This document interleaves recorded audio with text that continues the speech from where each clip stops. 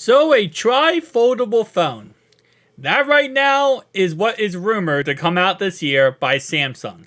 Now, we last video went ahead and took a look at a Samsung patent that was recently filed. Now, that one is an interesting patent because of the fact it goes 360 degrees. The screen does. So kind of like a Surface Duo 2, but what would have been the Surface Duo 3. Now we have more rumors of a potential triple foldable phone. So this is kind of what we could expect. Something very similar to this, or similar as we go down the list here to these ones. Now, this is a very interesting concept, right? Because at the end of the day, the point of these foldable phones is to have like a tablet in your pocket. And while right now 7.6 inches up to 8 inches foldable displays are pretty nice as a tablet, but it's kind of more like an iPad mini. These are going to expand even more than that, up to 9 to 10 inches long foldable screens / tablets. It's to a point now where it's just a tablet. I mean, yes, you could call it a foldable phone, but when this fully branches out, fully unfolds, it's going to be the size of a normal 10-inch tablet that you would get anywhere else, right? So, well, yes, technically it's not a foldable, technically it's a foldable phone. It's going to be a tablet at the end of the day. Now, again, like I said, it is interesting to see and interesting if we do end up getting something like this, mainly based on durability. And that's something that has really plagued these type of devices / concepts for a very long time now. It's not impossible for a company to create them. It actually is not easy, but it's very likely they could do it. The problem becomes, how durable is it? Is it durable enough to withstand, daily use? Is it durable enough to stand a normal user using this phone every single day? And that's really where a lot of issues start to happen is usually they're not. Usually they're not able to withstand a lot of different, pokes and prods of the actual product. And obviously, again, it would also be a first-gen product. So getting a lot of people on board / wanting to pick one up, yes, you would hit the tech enthusiast market who loves tech, and no matter what you release, they're going to at least give it a try. But the everyday consumer, they're still not even on the board with, foldable cell phones yet.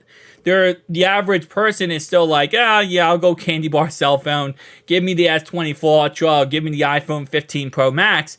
I'm not really in or amped to go toward another direction of a triple foldable phone. That's why these concepts are great and they're cool and they're awesome.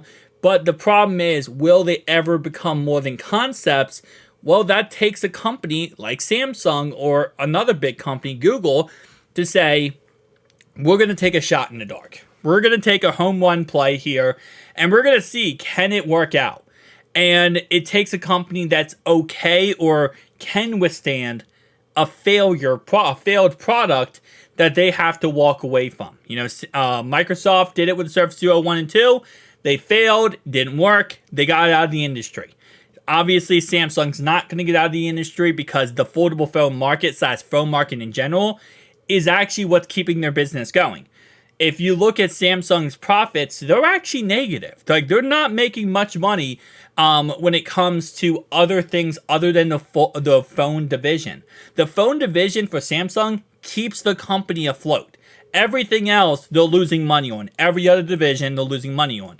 When it comes to, they sell TVs, losing money. They sell dishwashers, washing machines, dryers, losing money. All of it. Which, it's not that big of a deal if you're making as much money as they are off the phone division. So can they withstand a failed phone if they try out a concept, right? And that's really what that comes down to as well. Now, I think if Samsung does release this or they start working on this, it's going to be good. And I don't think it's going to be a failed product, mainly because of Samsung's track record and how, when they do release these phones, they're actually pretty damn good. I know the Z Fold 1, well, technically 2, when that came out, there was a problem with the screen breaking right away, right? And there was all a bunch of hoopla about it.